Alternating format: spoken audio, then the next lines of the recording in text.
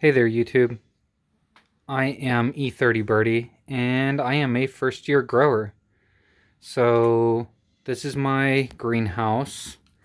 Um, yeah, first year in a greenhouse. So I got a really awesome deal on this thing. It is normally €2,500, and we got it from a couple that just bought a house, and they're not into anything plant wise, so they're like they want it gone. We found out on eBay classifieds and decided to buy it. Built the foundation all ourselves. It was a pain in the butt since all of the soil is like really hard and really terrible. So that's why it's not filled out yet. As you can see, we still have a gap, which we're going to fill at the end of the season. The plants are just too big to put anything in here. We're growing everything in buckets.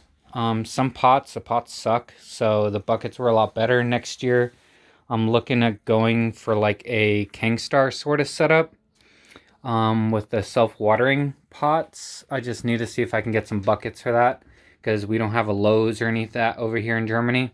So I'll go through some of my peppers and then tell y'all about them. Down here, we have a Palermo. As you can see, the pods are nice and big. They're still green. So basically found out that I have been basically overwatering my stuff. So peppers aren't having a chance to ripen. So I'm going to cut back on watering. The soil is nice and dry finally. I'm using a peat moss type soil with perlite. 1:5. So one part perlite, 5 parts peat. It's really good. The drainage on it is really, really good. What do I have down here? This is a super giant yellow. They aren't really giants. They're about the size of a normal bell pepper. I mean, don't know. I've been, the place I went through to get seeds this year, I just found out I don't know. I've gotten a lot of wrong seeds, so yeah. This is the super giant red. As you can see, the pods are just tiny, which is weird for a super giant. Next, sorry about my camera work. This is my first time. I think this is another this is another super giant yellow. As you can see again, normal size pods. We do have some bigger pods coming in, so they're a little bit bigger than a normal bell pepper, but not huge. This looks to be another Palermo. As you can see, really nice sized pods. They take forever to ripen, but they're supposed to be amazing when they're done. So, 7-year-old daughter, she doesn't do spicy. Yeah, so that's what we had to grow. This is a California Wonder. Let me turn around. The pods are also pretty small, as you can see. I mean, they're tiny. This is a tiny little pepper.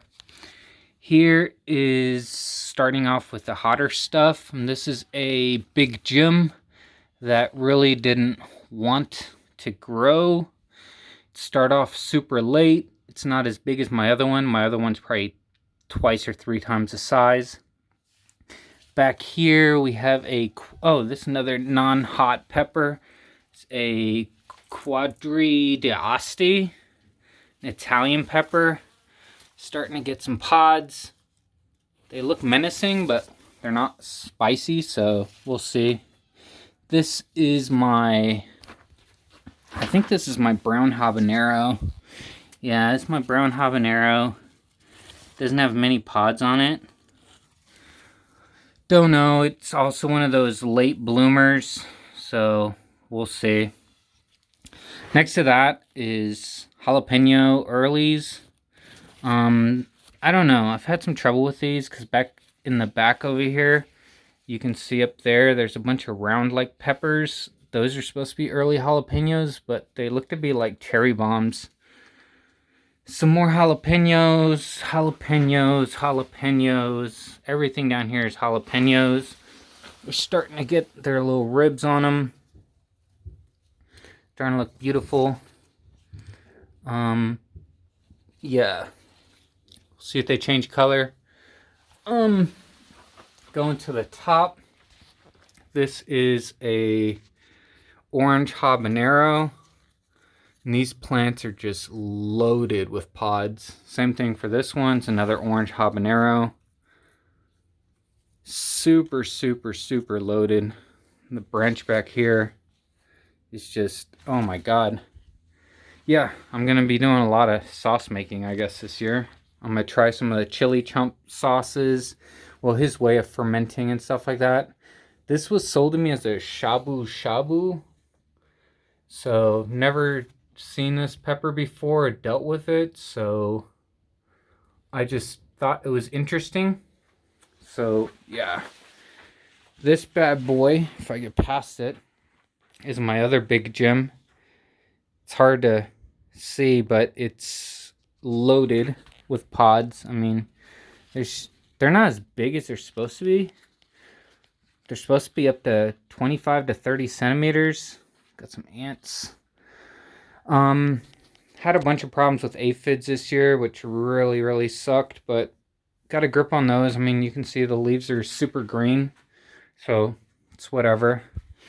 Down here, I have a Jamaican hot chocolate. Yeah, that one starting to get pods, but they're all still small. This one took forever to start. Like, I thought it was not going to produce anything. Here's another Jamaican hot chocolate. Good looking pods, but just a bunch of still small ones. So I'll see if I even get any by the end of the season.